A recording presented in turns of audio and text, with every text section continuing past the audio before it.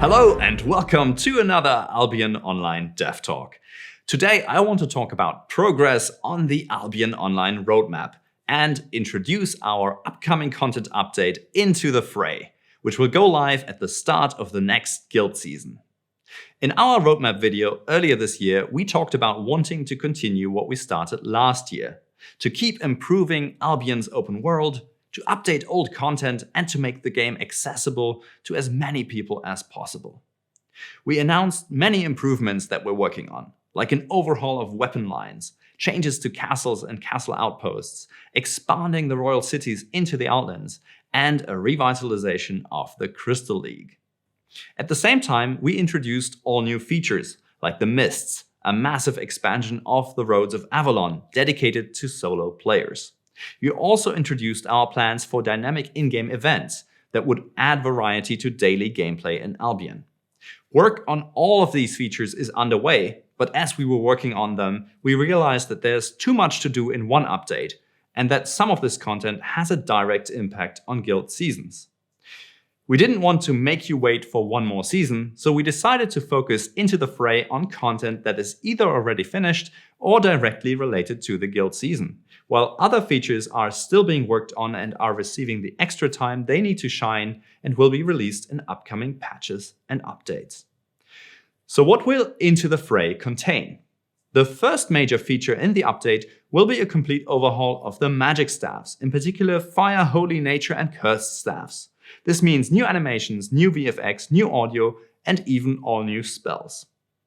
Arcane and Ice Staff users don't need to worry, however. Their weapon lines will also receive the same treatment in a patch shortly after the release of the update. The second major feature will be the introduction of the Crystal Arena, an arena mode using Crystal League match rules, as well as the start of a non-lethal Crystal League in addition to the existing lethal Crystal League. Competitive 5 vs 5 PvP has long been a staple of Albion Online, but in recent years it has suffered from being too challenging to get into, so by introducing these non-lethal modes of play, we hope to encourage many new players to build up the skills to test their mettle in the Crystal League and the Crystal League Championship. The third big feature to look forward to with Into the Fray is the overhaul of castles and castle outposts. Castles are receiving a complete update to their graphics, layouts, and battle flow, and both outposts and castles are receiving all new loot chests, which will be available multiple times throughout the day to drive constant action.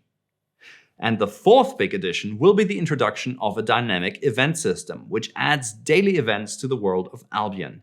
These events promote engagement with particular features like Hellgates or open world dungeons and provide daily changing crafting bonuses, adding additional market fluctuation and dynamics to the game. Into the Fray will also make traveling into the Outlands far more convenient and less daunting to new players. The new portal towns offer a safe arrival point in the Outlands, allowing you to plan your journey from there without the risk of getting killed while learning about the invisibility shrines. And the new journey back ability on mounts cuts back on tedious walk times when returning from a long trip into the world of Albion.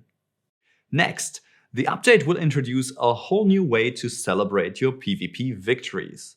Victory emotes will allow you to leave your personal mark on your defeated opponents, with the first set of emotes available via Twitch drops, which you'll be able to earn by watching one of our many content creators on Twitch.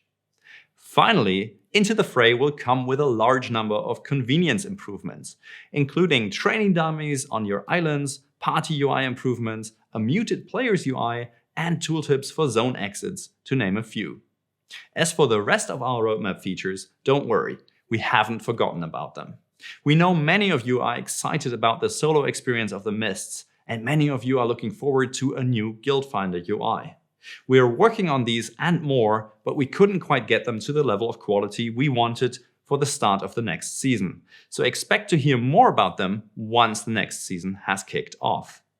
In the meantime, stay tuned for more Dev Talks coming soon, in which we'll explore all of the features coming with the Into the Fray update in depth. See you there.